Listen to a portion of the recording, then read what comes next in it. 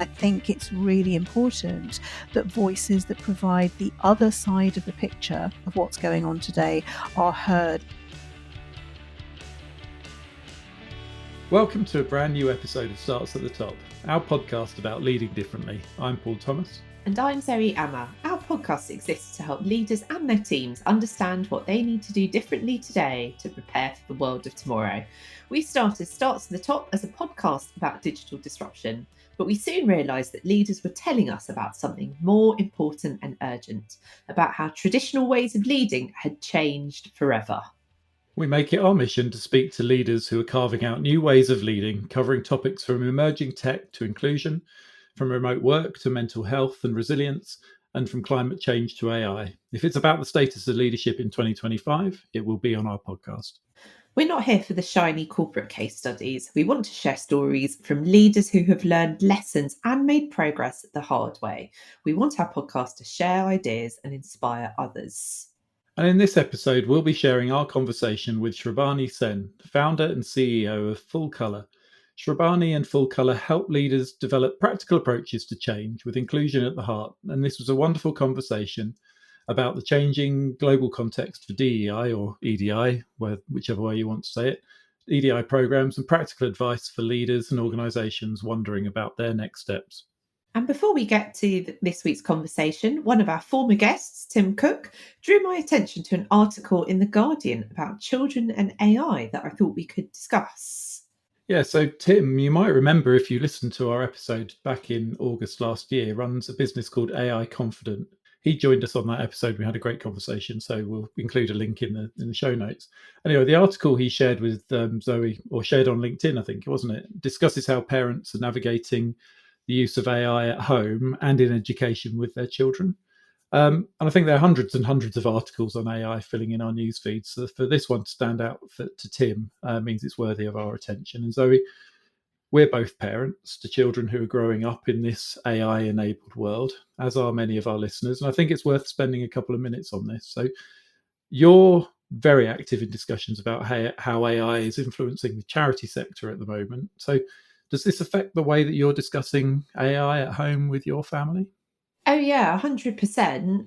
I mean, it's just changing things in how we work, in organisations, in society all the time. I mean, just think of the volume of press stories we're all coming across every day about AI. So I'm always trying to iterate that, remind my children about that.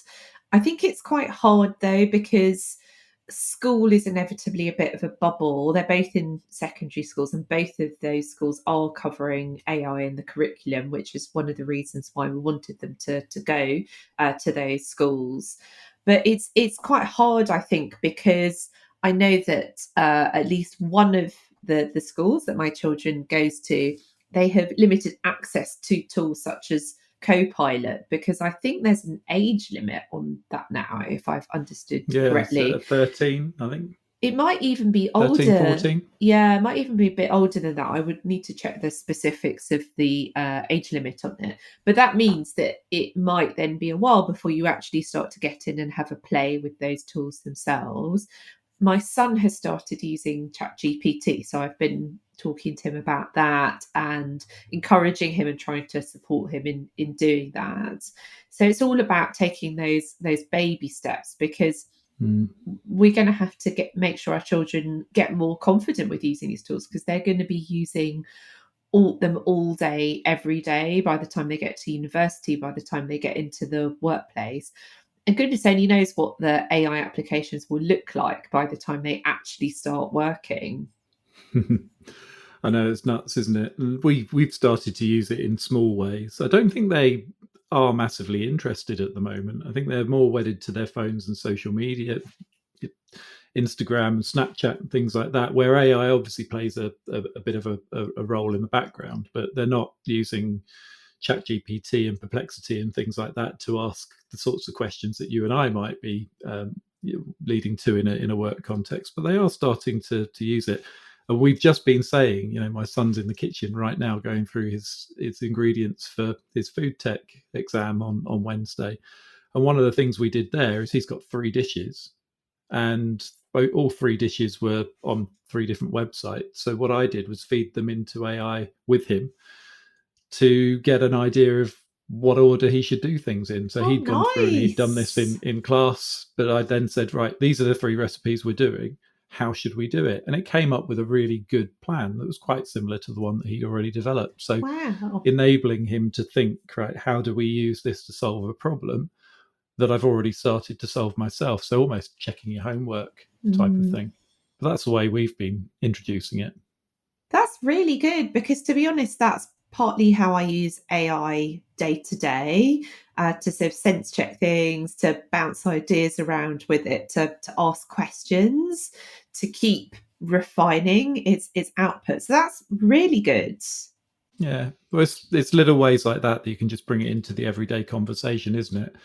And I think there was one example in the article of a parent literally sitting at the dining room table, sort of, okay, this is your question that you've got for me. Let's ask AI to almost be like the mediator in a tense conversation or in a tense discussion. And I'm not sure about that. So little small practical examples are probably the way to go. I think, though, one of the preoccupations I have with all of this stuff was highlighted in the article in a slightly different way. But I do wonder whether overuse of this technology might have an impact on our ability to think. And I'm worried about how the misuse of AI could lead to a bit of a erosion in our critical thinking and our faculties, if you like.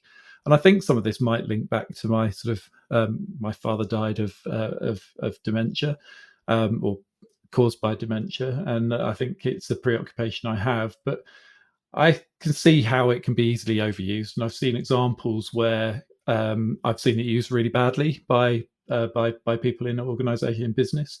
And I wonder whether that might have a knock-on effect if consultants like us and people that work in our line of work might overuse it, and then that could have a knock-on effect on the trust that we generate with our clients in the future. Because I'd like to think that most of the work that I do, although aided by AI, is my own work, my own thinking. And the article asked a really challenging question, I think, about the potential role that AI might play in eroding the relationship between parent and child, and particularly when it comes to trust. Because if an AI companion can answer children's questions and influence the way that they think about the world, then maybe they start to engage more with AI than with their parents. And I think we've both been, I'm sure, in situations where our children give more attention to the screen in their hand than they do to the parent in front of them. So yes, how do we get the balance right? I honestly don't know. I think it's a really good question. I think it's going to be about continually asking ourselves, does this feel right? How is this changing our behavior, their behavior, my role, their role? And I so far, what I've seen with AI is that if you are quite passive about how you accept it and use it, that's where the problems tend to come from. But if you almost use it as a bit of a springboard for asking more questions and keep sense checking, does this work or not? Is this going in the right direction or not? It's kind of continuous improvement, isn't it, in many ways? Yeah, and I think you're right. It's using it as a sort of a lever into conversation rather than the answer to them. And I think we've talked on the podcast. We did a recording just today where we had that same conversation. There's not enough asking why I'm going to use this tool to influence a decision or to help me make a decision, and too much of how can I use it today? How can I shoehorn this into everything that I do? And I wonder whether that's part of it as well. But anyway, I think it was a really interesting article. We'll share it in the show notes, and it'd be good to get everybody else's, our listeners' perspectives on how all this is evolving for them, particularly when they take AI home and bring it into the home environment. 100%. So now for our interview with Srabani Sen. We are super excited to welcome Srabani Sen to the podcast today. Srabani is a consultant, a qualified coach and speaker. Founder and CEO of Full Colour, she works with CEOs and C-suite teams to help them get the best from those they lead and from themselves. with first-hand experience of the complexities of leadership, including 30 years board service, 4 chair roles and 3 CEO roles. Srabani helps leaders develop practical approaches to change with inclusion at their heart, with companies as diverse as the Crown Estate, London Transport Museum and the RSPB. She has a depth of expertise in leadership, culture change, governance, equity, diversity and inclusion, crisis management, and creating high-performing teams. Srabani is an EDI columnist for Charity Times magazine and writes for Management Today. She was awarded an OBE for her work with children and families in the UK. And we'll also include her contact details in the show notes as well. We highly recommend that you get in touch with her. It's so nice to have you on the podcast. Thank you for joining us. Oh, it's an absolute pleasure, Zoe. I've been a great admirer of your work for a long time, so a real privilege to be here today. Thank you. Thank you so much. And likewise, every time we speak, I'm just in awe of all the amazing work you're doing. And I've had the privilege as well of featuring some of your wisdom in various articles I've written, especially for third sector. So I know that you're absolutely at the cutting edge of what's happening in EDI and also leadership. And that feels like such an important, timely moment for us to be having this conversation. Just before we began the record today, we were all saying to each other, it's been a really intense news cycle, hasn't it, with DEI? There's so much going on in the news. I feel that I should timestamp this interview saying that we are recording on the 20th of February 2025, because doubtless there will be even more news by the time we get this out there. But I thought that might be quite a good place to begin, actually, to find out a bit more about what you think the state of play is currently with DEI and what's happening and how the landscape has changed so much, even during the last few weeks. It's a really important question. And my answer is kind of twofold, because it looks like there's been some really seismic changes in the landscape, as you describe it, but also there's still things haven't changed in many ways too. So certainly geopolitically, we're talking about all the things that are happening around the world, particularly driven by America. But actually the work continues. And I think there's a lot of noise and blustering going on. But the people who've always been dedicated to creating change on equity, diversity and inclusion are still beavering away. It does make the fact that the context is changing does make it harder work. It certainly makes it more exhausting. And it's not just things going on in America. I was reading something at the weekend, actually, about academics who rely on US state funding for research, frantically going through all of their grant applications and removing any semblance of words that might relate to diversity, equity and inclusion, including removing the word women from their applications, because apparently that's not acceptable anymore either. And even in this country, within the last couple of weeks, we've had Wes Streeting, the Secretary of State for Health, criticising the NHS for the number of immigrant doctors. To be fair to him, he was also talking within the context of how health inequalities for minoritized people are still such a major problem.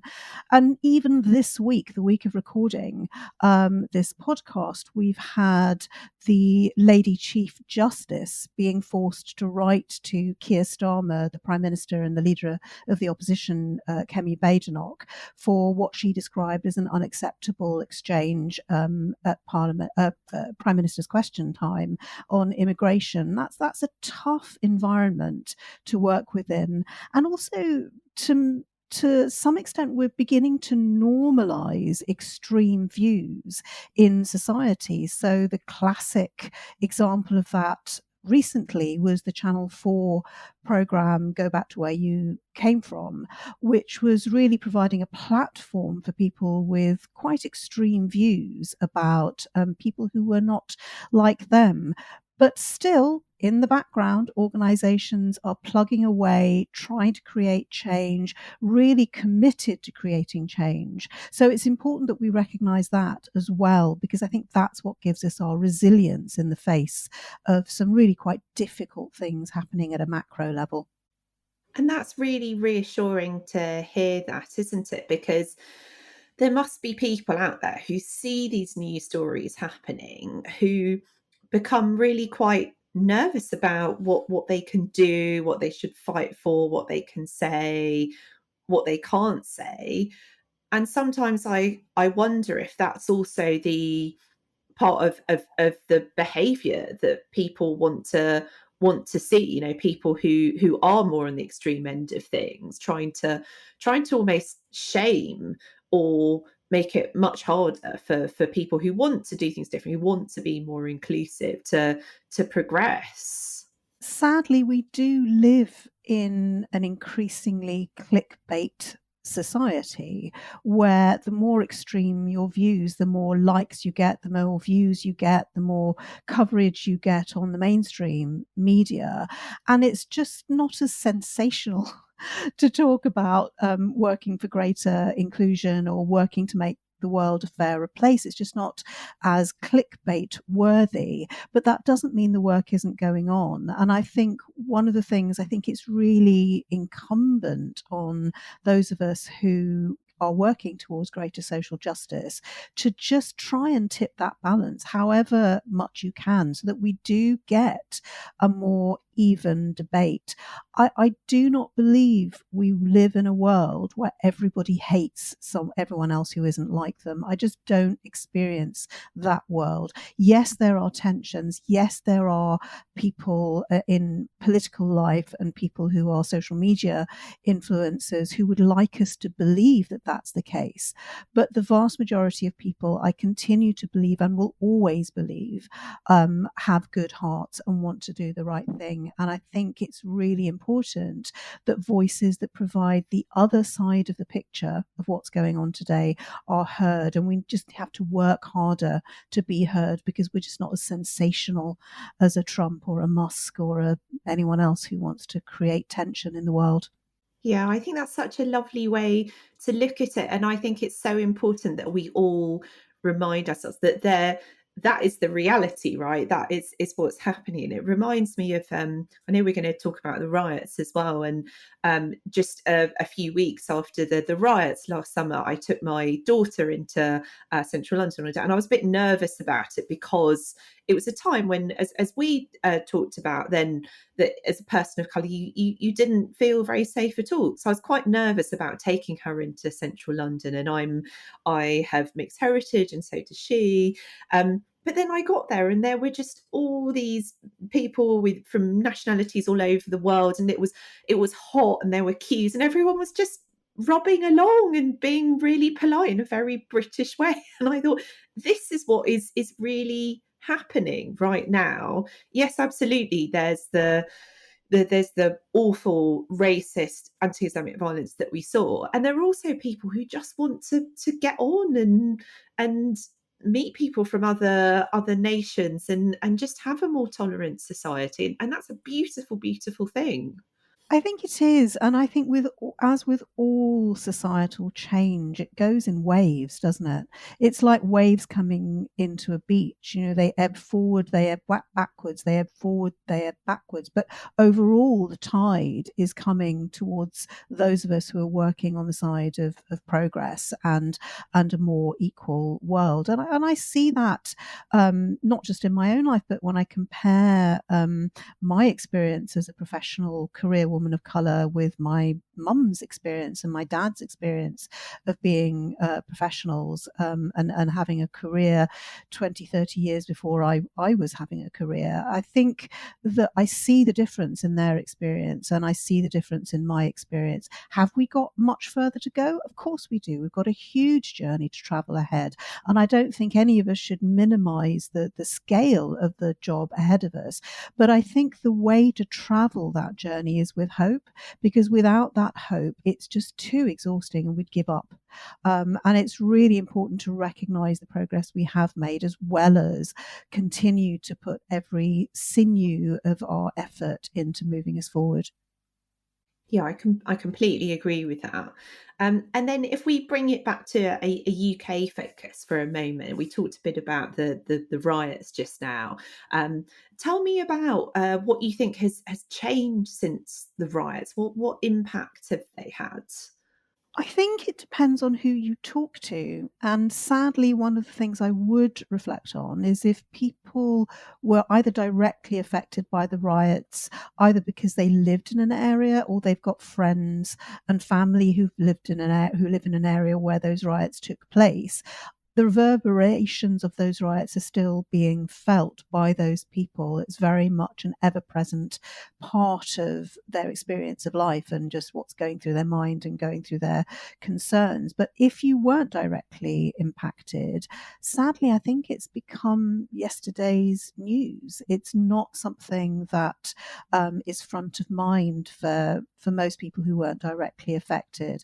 And that can have real challenges if you're in a work context where you feel that your colleagues or your bosses or your leaders don't necessarily understand the impact that those riots had on you and the continued echoes, and it is more than an echo, the continued feelings and impact that those riots had. So I don't think it's a single picture. I think it's almost like a shattered mirror kind of picture, and with different fragments and different people sort of seeing themselves in the different fragments of that broken mirror.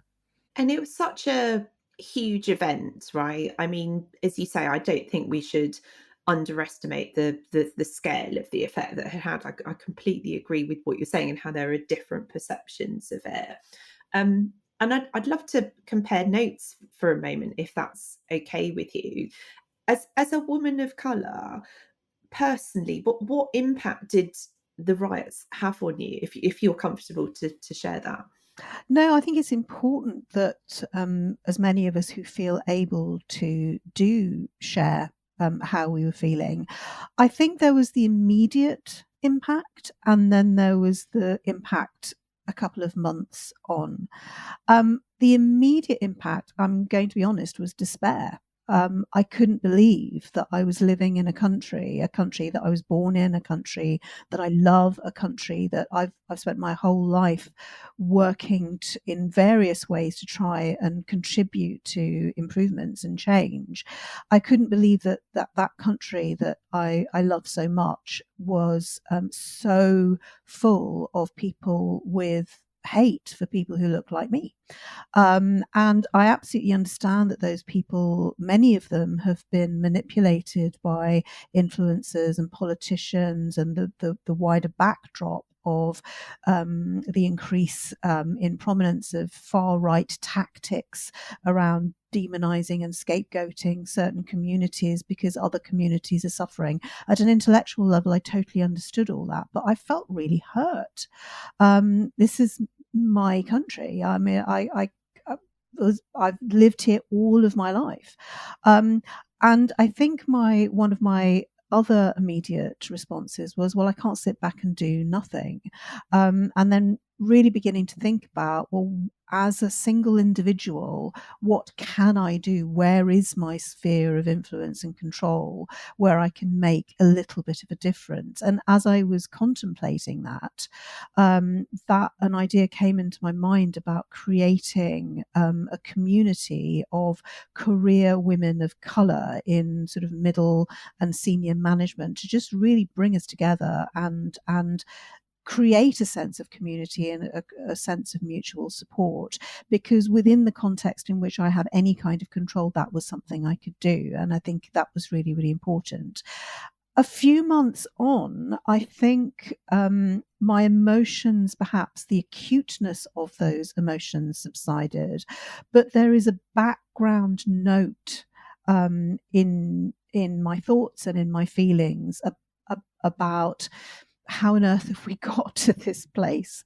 Having made so much progress as a society, how have we got to the place where the divisions between communities have been exacerbated and fractured for certain people's large P and small p political ends, and how have we allowed this to happen?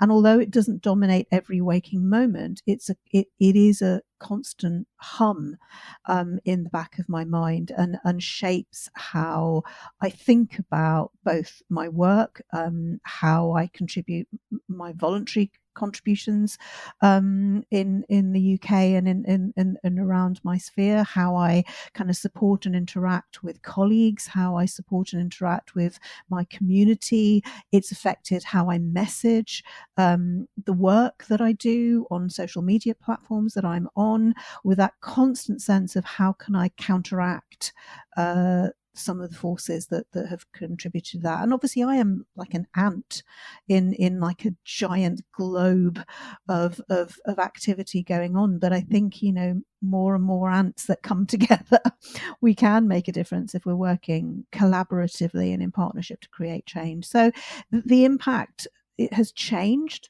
over the 6-7 months since those riots took place, but they haven't gone away.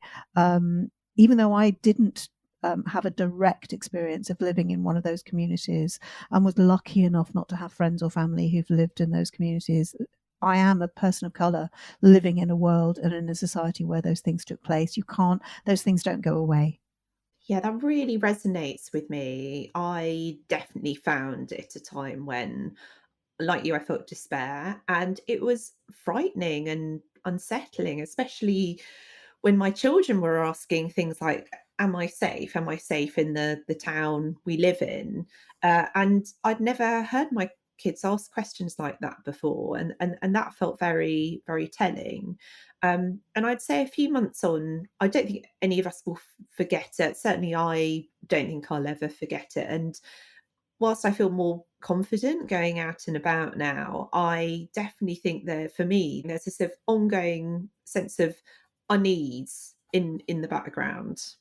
I think that's right. I think that, I don't know, maybe my parents were great role models about this, because when they first came to the UK as immigrants, and actually, very capable, professional English speaking immigrants, the level of racism that they had to face in their day to day lives was off the charts compared with the level of day to day racism that you or I would have to face.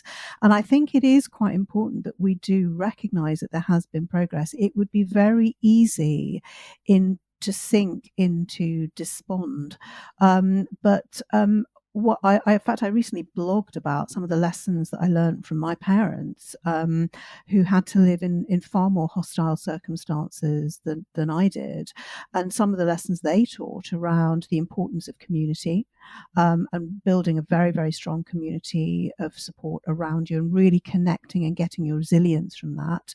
But also the importance of knowing who you are. It didn't matter what came at them. They were very, very strong in their sense of identity and their sense of self, not in some arrogant way, but in a way which gave them a real confidence in who they were, however people around them may have treated them. And I think there is something that, we talk a lot in the EDI world about imposter syndrome, for example. That's not something that our parents ever talked about. I think there was a lot of resilience and a lot of understanding, and I guess understanding that they had to generate. I mean, both of my parents were born into an India that was still occupied by the British, and with, you couldn't walk down certain streets if you weren't white in their own country. So I think that gives you a sense of strength and inner strength, or certainly gave them that sense of strength and inner strength. And I think there's much we can learn from that. And I think it's really important that we don't allow ourselves to be ground down, and whatever that takes. And we all have different ways of shoring up our resilience. Some of it is about friends and family and community. It'll be I know, playing sport for other people, whatever it is. I don't mean to trivialize it, but I think we all need to find ways of maintaining that resilience, because if we don't do it for ourselves, no one else is going to do it for us. Absolutely. And definitely, I look back at some of the things my mother has described. So, my mum is Chinese and she came to this country when she was, I think, 17. And some of the things she had to go through, it was frightening, it was terrifying. And she was so incredibly brave about it, and she just kept going. And the same as well with my husband's father too, who'd come over from his Indian. He'd lived in Kenya for all of his life up until that point, and came here as a student. And God, some of the things that generation went through is just extraordinary. They were so resilient, so brave, and they just kept on going, didn't they? And how they did it, I would love to know. Just incredible reserves of bravery and resilience and determination, especially if doors were being slammed in your face that were open to others. And yet they did it. And look at the lives we're all fortunate enough to lead now because of what they did. It's extraordinary, isn't it?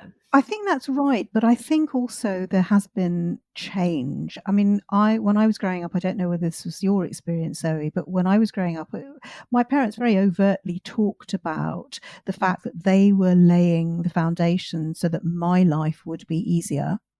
And with a very much an expectation that I would be building on those foundations for the next generation.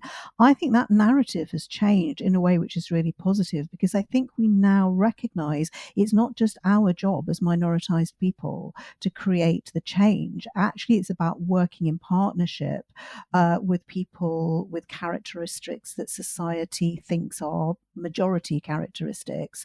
And that's a fantastic change. I don't want to sound Pollyanna-ish about this and constantly kind of reminding us of the positive, but I think we do need to remind ourselves of the positive, because that's a massive change since the days of our parents. And also, I think there is still a lot of ignorance around difference. I don't think any of us can downplay that, but there's also a lot more knowledge. I was talking to one of my what I call my aunties. Though anyone from a diaspora community will recognise that actually she was just a friend of my parents, and you just call them all aunties and uncles, and they actually played that relationship role for us as we were growing up.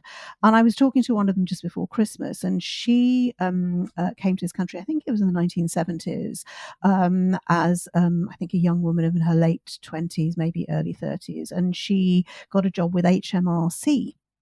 Don't judge her. I know we all hate tax people. She's a lovely auntie. And when she was in the first few months of being in her job, she bumped into someone in the corridor who she'd had a little bit to do with at work, but hadn't really gotten to know. And they got into one of those casual conversations, getting to know each other type conversations. And she was telling him about, she'd come from India, whatever it was, a few months before, and she'd gone to university in such and such a place and so on. And this man was visibly shocked and looked at her and said, "Gosh, I didn't realize there were universities in India."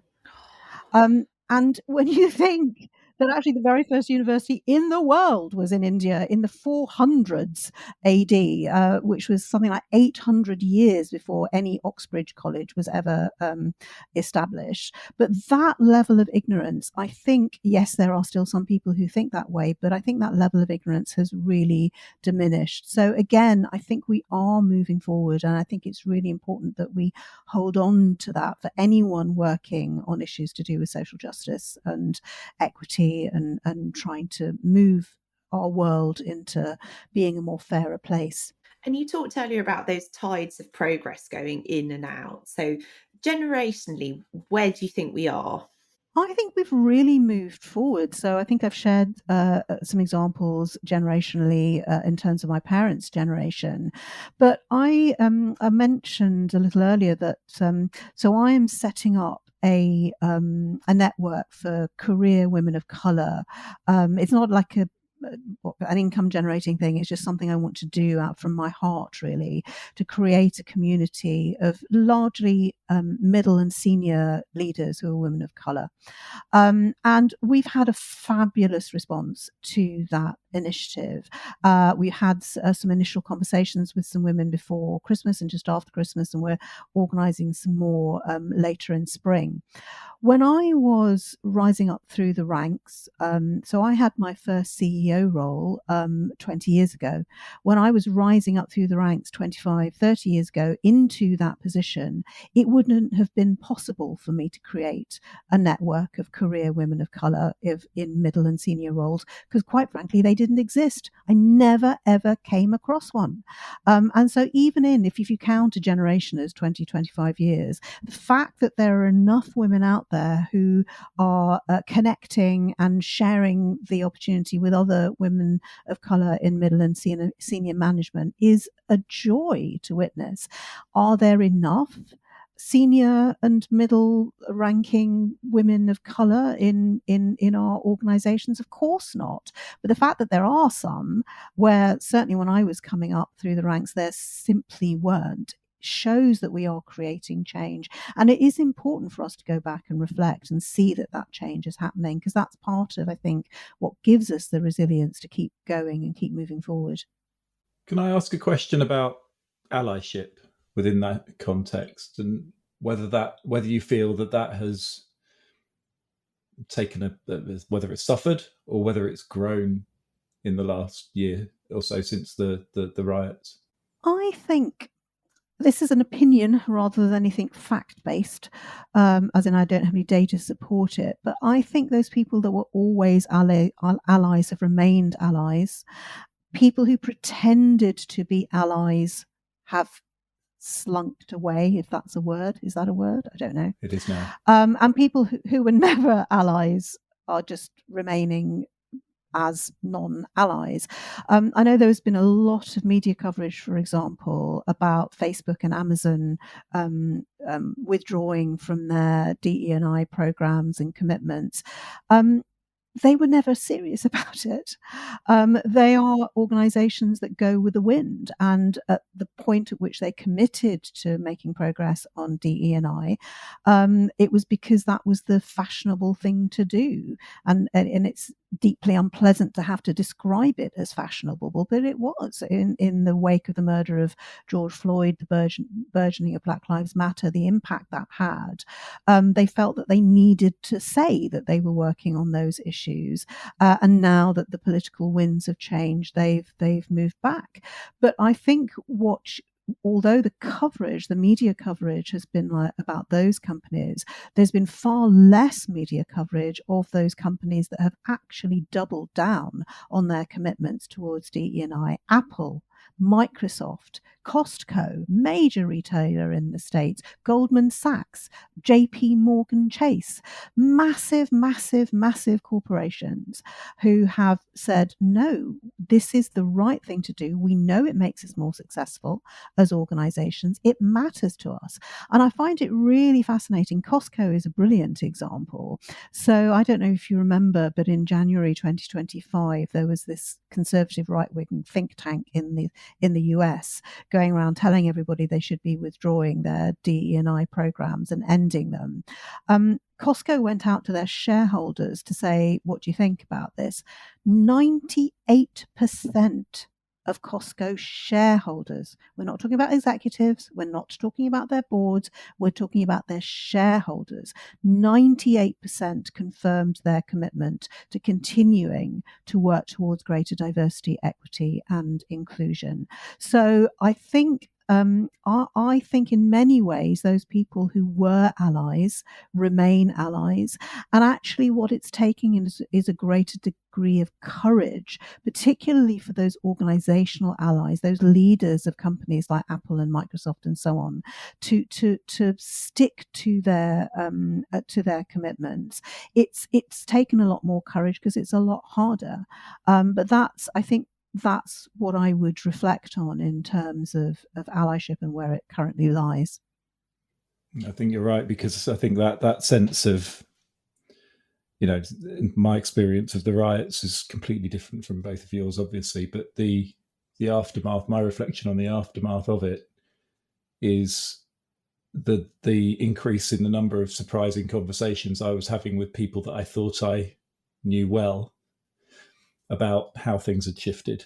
And it's not exhaustion on the same level, but the sort of the constant sort of concern about, well, am I going to have another awkward conversation or another challenging conversation with somebody that I thought was on the correct side, in my view. And that became a challenge. I was just sitting in the cinema last night, incidentally seeing a film, Captain America, where Captain America has now not a white person anymore, but a black man.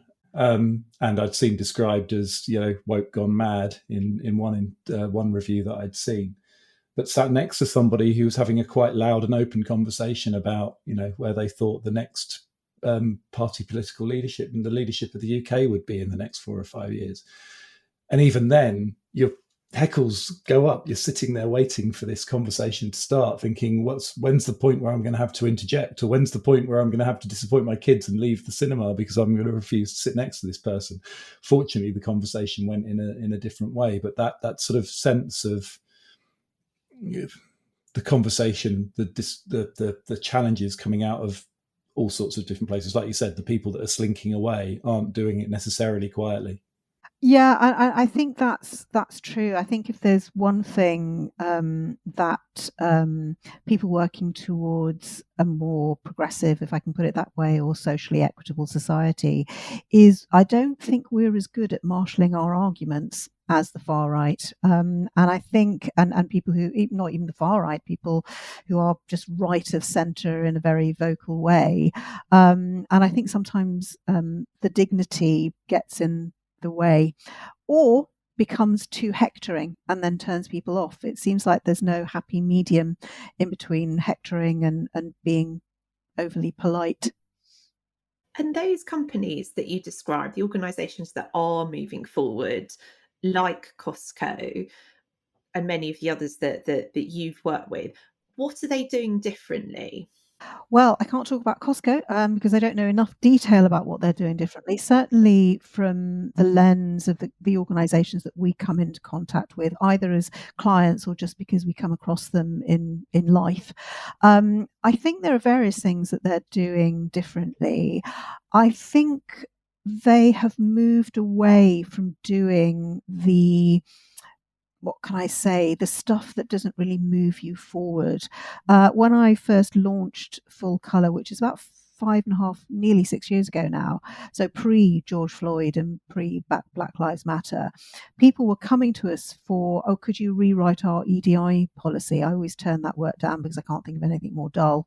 But whereas now I think far more organizations are realizing that some of those basic things aren't the things that are going to shift them forward, and they're coming with requests for far more strategic, systemic change. And some of them are huge. I mean, in the last month alone, I've had 2 approaches about ginormous, great big systemic change programs that the 2 respective organizations are thinking of embarking on. I think the other thing that's changed is that people are recognizing that it's not enough just to send loads of people on unconscious bias training, that they have to do far deeper work to change the culture and the behaviors, what's considered normal behavior within their organization, to create a culture of genuine equity and inclusion. And that's far more complex work, but people are really up for it. I think the other thing we've seen at Full Colour is we're getting far more inquiries about leadership development work to really equip leaders with the competencies, the practical competencies on how to lead inclusively, because there is a recognition now, an increasing recognition. I wouldn't say it's universal, but there's an increasing recognition that if change is to happen, it needs to start from the top and be driven through the organization in a sustained and systemic way. And that's really exciting because that's where the real change happens. And to work with some fabulous clients, some of them really small, some of them really big, who are very serious about this. It's really, I come to my desk every day with genuine sense of excitement and joy and hope, because so many people are trying to work towards that much more meaningful change.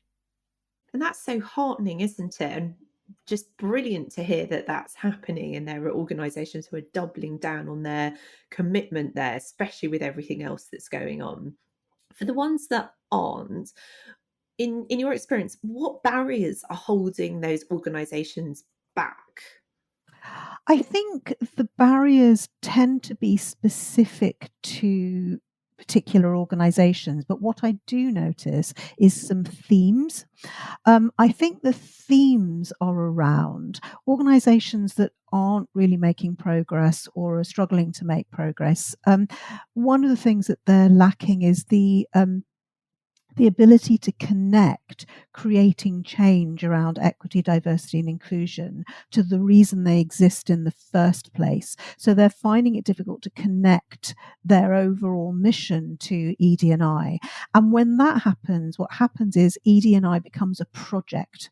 And a project is something which has a start, a middle, and an end, and then you move on. And working towards greater equity and inclusion and diversity isn't a project. It's a process of continuous improvement. And so one of the things that holds them back is that they are seeing it as a one-off intervention. Another theme that we see is actually organizations who really genuinely want to create change.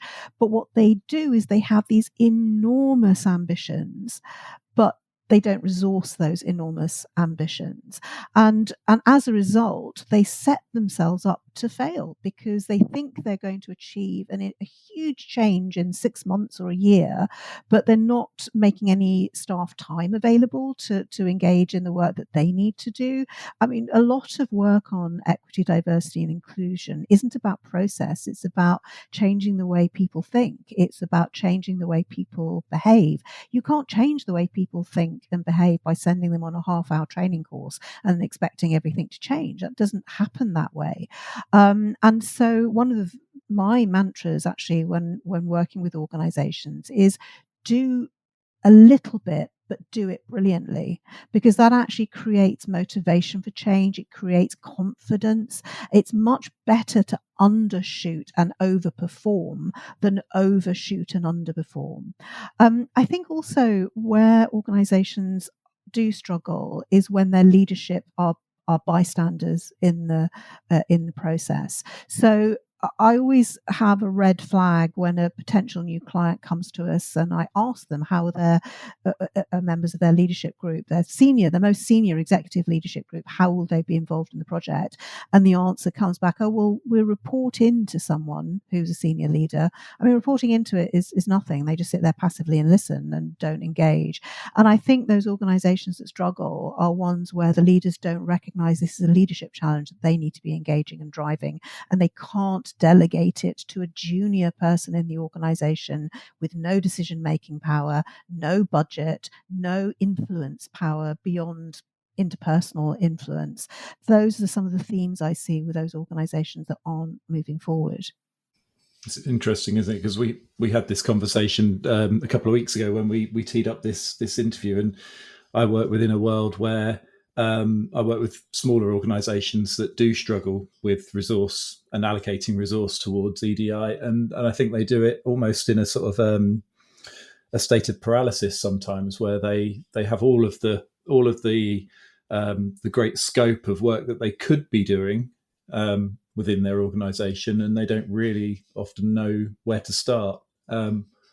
What would your advice be for smaller organisations that are in that position where, as you said, they need to allocate the resource, but they also need leadership to step up and take notice of where the priorities do lie? I think the answer is in your very last sentence of your question, which is priorities. When I work with organizations at the beginning, they often want to achieve everything all in one go.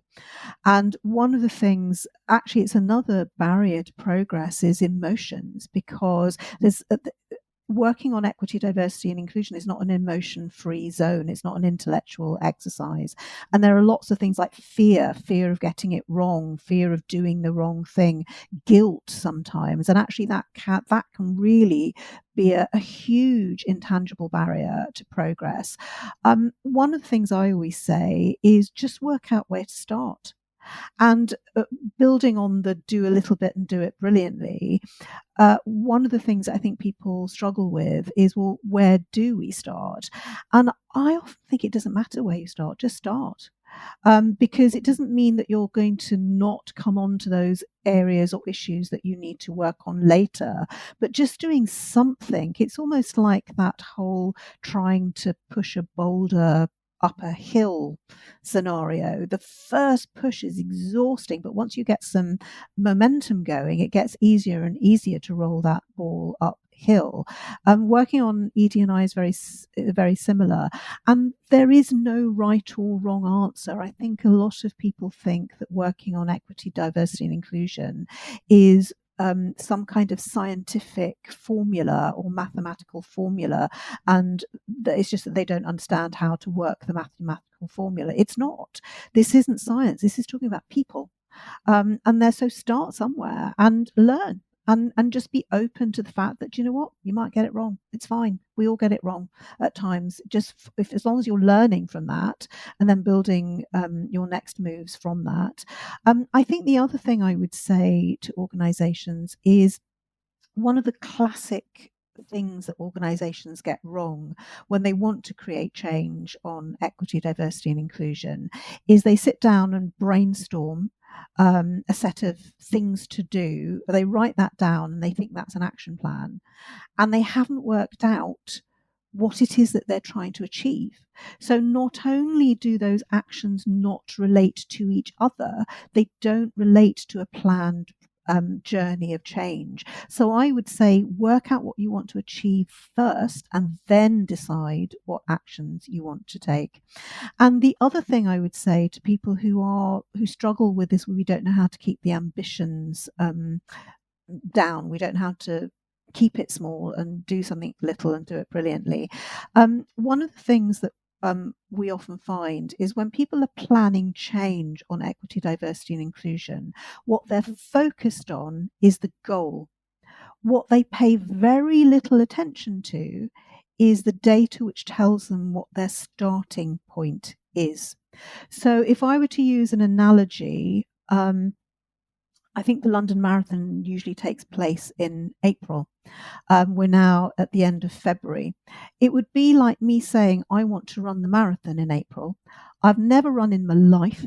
I'm about as unfit as they come, about 2 stone overweight. And it would be like me saying, right, I'm going to plan how I'm going to be able to run the marathon in April. By the end of this week, I'm going to be able to run 2 kilometers and not be out of breath. And then by the end of next week, I'm going to be able to run 5 kilometers and do that comfortably. It's not realistic. And not enough organizations really think about, where are we starting from? What is the data telling us that we are starting from? And I don't just mean diversity data, sort of hard stats on numbers of headcount. I mean, what's the data on where you are on inclusion? How inclusive are you? What's your informal data as well? I was talking to a client yesterday who wants me to do some work on leadership, on their leadership team, with their leadership team. And I was asking intangible questions. And one of the questions I asked was about, tell me about the group dynamics with that senior leadership team. And after some initial hesitation, the person I was talking to said, actually, we do have a very domineering, strident member of our leadership team who is quite aggressive. And so it creates an unsafe environment in that team and lots of tensions. Now, if you're not taking account of those kind of things, which is data which often isn't written down, as well as the data that is written down, you can never plan a journey of change. And so whether you're a tiny organization or an enormous organization, the same principles apply. All that is different is the scale of change that you're going to be able to create within any given timescale. So you talked about leadership there, and I know you have to wrap up in a few minutes, but you mentioned something tantalizing and fascinating when I last spoke to you about how you're doing more work with leadership teams, as you mentioned there, around how leadership itself is changing and the pace of change. Could you just briefly tell us a bit more about that? Because I thought that sounded fascinating.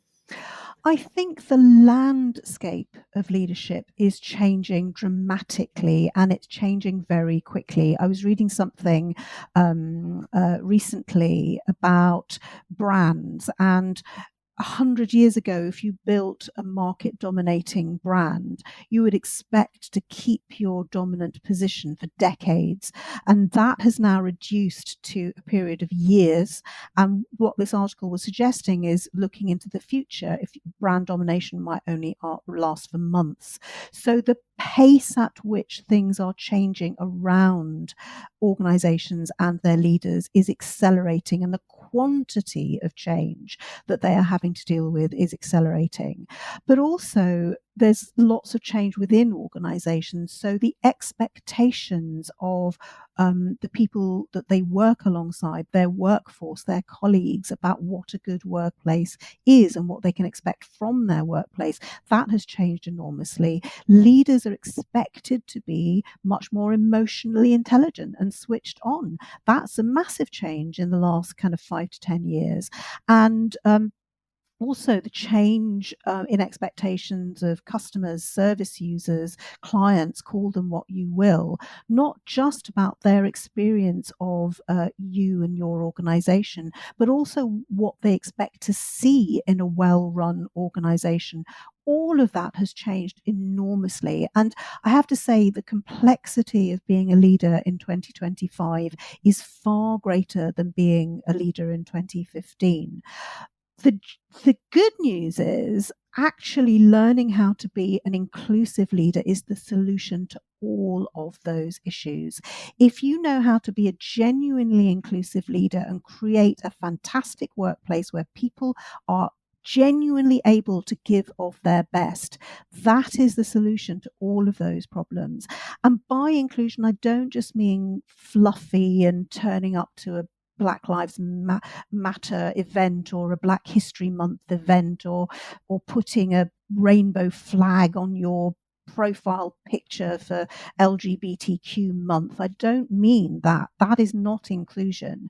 What I mean is really practical, hard edge skills around how you create psychological safety, how you understand how emotions work, how you manage your own emotions, how you manage the emotional landscape of your organization, how you understand and are able to analyze how power works in your organization, and get rid of those power draining silos where people hold power to themselves in their interests of themselves rather than the interests of their organization. Practical, hard edge skills. So, yes, leadership is far more complex, but there is a solution, and that's genuinely learning how to be an inclusive leader.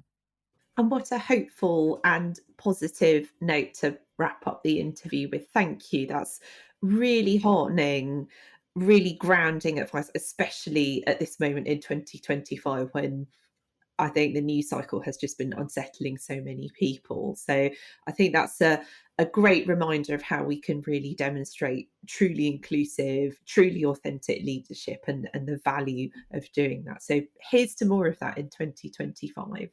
Thank you so much, Srabani. That's been amazing. Thank you. It was exactly the conversation I was needed to have today, and I'm sure it's going to resonate with lots of people. So thank you so much for coming on. Thank you. It's been great fun talking to you both.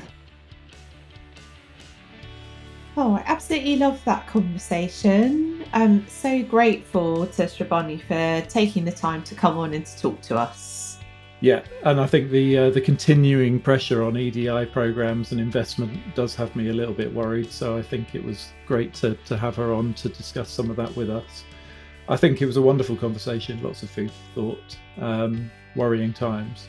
As always, we really do appreciate that you've listened all the way to the end of the episode. Thank you. You can support the podcast by leaving us a 5-star review wherever you listen to us. It really does help us to reach more people. So if you've enjoyed what you've heard, do share us with a friend. Thank you so much for listening. We'll see you next time. See you then, and bye for now.